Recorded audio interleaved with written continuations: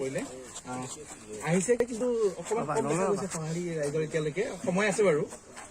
হয়, আমি চানমাৰীৰ নিজৰাপাৰ ভোট চেণ্টাৰত ভোটদান কৰিলোঁ, কিন্তু দেখা গৈছে যে বহুত মানুহ সেৰেঙা। যোৱাবাৰ যেতিয়া বিধানসভাৰ নিৰ্বাচনত ভোট দিবলৈ আহিছিলোঁ তেতিয়াতো ইয়াত বহুত লাইন আছিলে, কিন্তু এইবাৰ বহুত ভোটৰ লানিত মানুহৰ সংখ্যা কম। চাগে অলপ পিছত মানুহ আহিব, চিটিৰ মানুহ অলপ চাগে লাহে ধীৰে আহিব।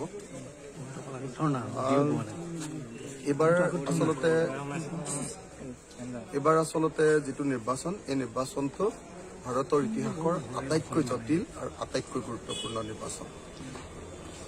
এই নিৰ্বাচনটোত আমাৰ দেশৰ সকলো সচেতন মানুহে ভয় কৰিছে যে এই নিৰ্বাচনত হয়তো যদি আমি ভুল কৰি দিওঁ তেতিয়াহ'লে আমাৰ দেশৰ গণতান্ত্ৰিক ব্যৱস্থাটো বদলি যাব পাৰে, আমাৰ দেশৰ সংবিধানখন হয়তো বদলি হৈ যাব পাৰে, আমাৰ দেশৰ যি ধৰ্মনিৰপেক্ষ চৰিত্ৰ সেই চৰিত্ৰৰ পৰিৱৰ্তে আমাৰ দেশ হয়তো এখন ধৰ্মীয় মৌলবাদী দেশত পৰিণত হ'ব পাৰে। সেইকাৰণে 1947 চনৰ পাছৰ পৰা আমি যিমান ভোটদান কৰিছোঁ, 2024 লোকসভা নিৰ্বাচনটোৱে আটাইতকৈ গুৰুত্বপূৰ্ণ, আটাইতকৈ জটিল আৰু আমাৰ জীৱনৰ আটাইতকৈ উল্লেখযোগ্য আচলতে ভোট প্ৰদান।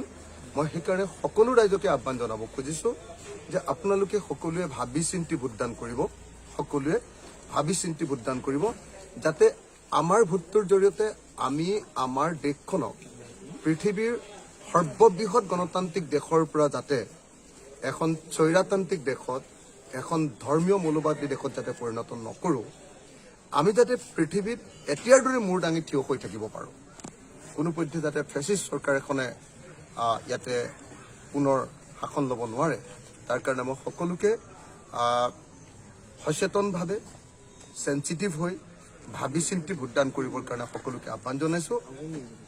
দ্বিতীয় কথা, আমি দেখিবলৈ পাইছোঁ যে আমাৰ দেশখনত সাংঘাতিক ধৰণৰ মূল্যবৃদ্ধি হৈছে। মূল্যবৃদ্ধিয়ে আমাক একেবাৰে কোঙা কৰি পেলাইছে। আমি সকলোৱে দেখিবলৈ পাইছোঁ যে যি সময়ত আমি 1 কিলো নিমখৰ দাম 3 টকা দামত কিনিছিলোঁ, সেই নিমখ গৈ এতিয়া 30 টকা দামলৈ এতিয়া বৃদ্ধি পালে। আমি দেখিছোঁ যে এটা মুৰ্গীৰ ডিম কণী যেতিয়া আমি 2 টকাত কিনিছিলোঁ, সেই মুৰ্গীৰ ডিমৰ দাম এতিয়া গৈ 8 টকাৰ পৰা 10 টকালৈ বৃদ্ধি পালে।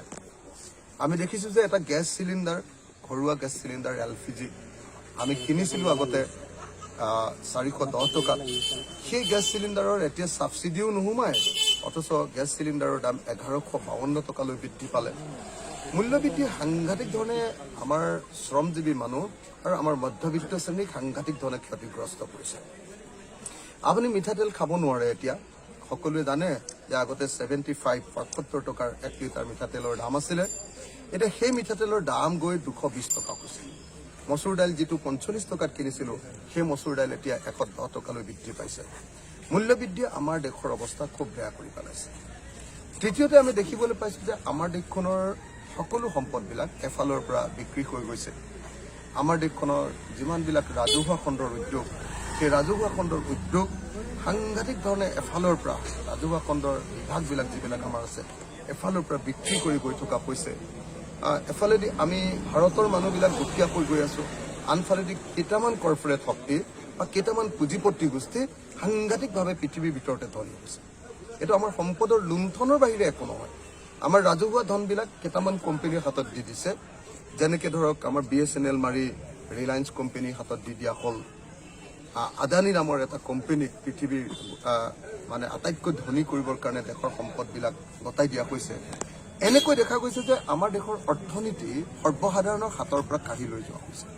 গতিকে মই সকলোকে আহ্বান জনাম যে আহক আমি সকলোৱে এইবাৰ ভাবি চিন্তি ধৰ্মীয় উন্মাদনাৰ পক্ষত নহয়, সকলোৱে ধৰ্মনিৰপেক্ষতাৰ পক্ষত, দেশৰ সংবিধান বদলি কৰাৰ পক্ষত নহয়, দেশৰ সংবিধানৰ মৌলিক যি আমাৰ অধিকাৰ আৰু মৌলিক যিবিলাক প্ৰমূল্য মূল্যবোধ আছে, সেই মূল্যবোধবিলাকক সুৰক্ষিত কৰাৰ স্বাৰ্থত আমি ভোট দিওঁ।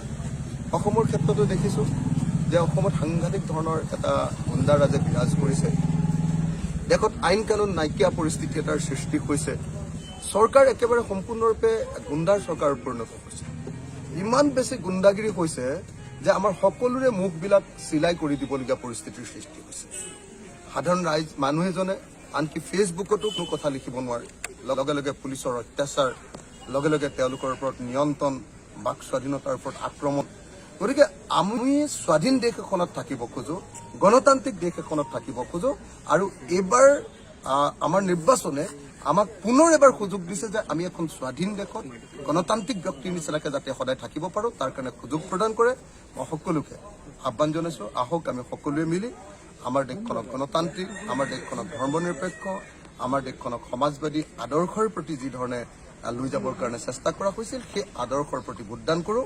আমাৰ দেশৰ সংবিধান ৰক্ষা কৰিবৰ কাৰণে, মূল্যবৃদ্ধিৰ বিৰুদ্ধে আৰু আমাৰ দেশ বিক্ৰী কৰাৰ বিৰুদ্ধে সকলোৱে ভোটদান কৰোঁ। মই সকলোকে শুভেচ্ছা জ্ঞাপন কৰিছোঁ। গণতন্ত্ৰ ৰক্ষাৰ এই উৎসৱত যোগদান কৰিবলৈ আহ্বান জনাইছোঁ।